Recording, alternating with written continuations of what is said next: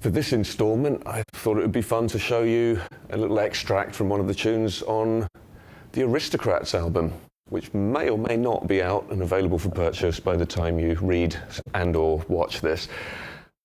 It's from a tune called Bad Asteroid, and it's actually something that's been bubbling away in my collection of unused tunes for about 18, 19 years.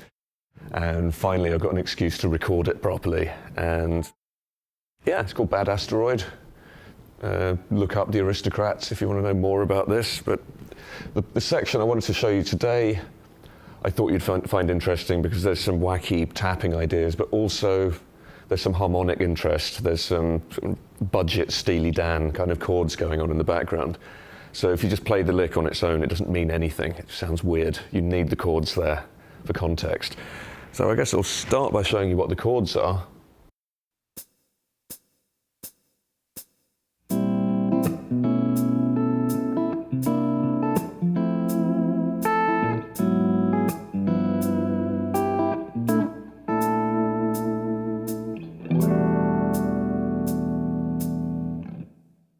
Okay, so here are the chords. Starts with that, so it's kind of a C triad, but you've got a B flat in the bass, so you might think of it as a B flat Lydian vibe, which ends up there. And there's an A with a B in the bass, so you might, or probably do, think of that as a B11th kind of sound. And that's kind of fun. Every finger moves up one fret apart from the one on the B string. And I guess now it's a nice dominant ninth in the key of C.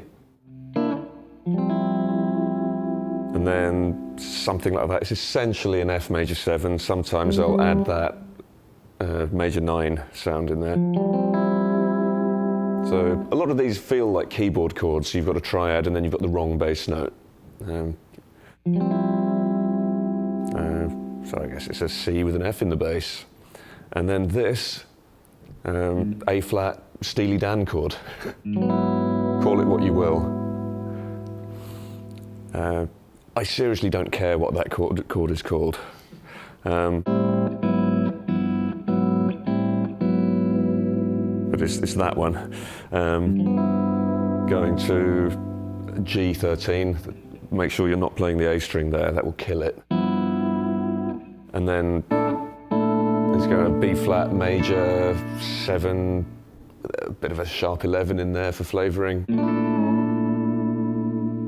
And then back to a nice moody E minor chord of some kind. So.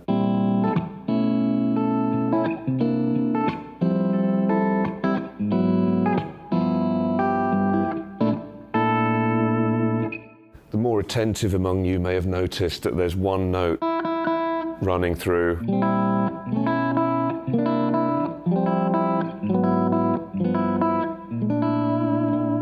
And that seems like a good trick for making sure weird, random sounding chord progressions do kind of make sense. If there's just one pedal that runs throughout the whole thing, it sounds more like you intended to put the chords in that order, hopefully.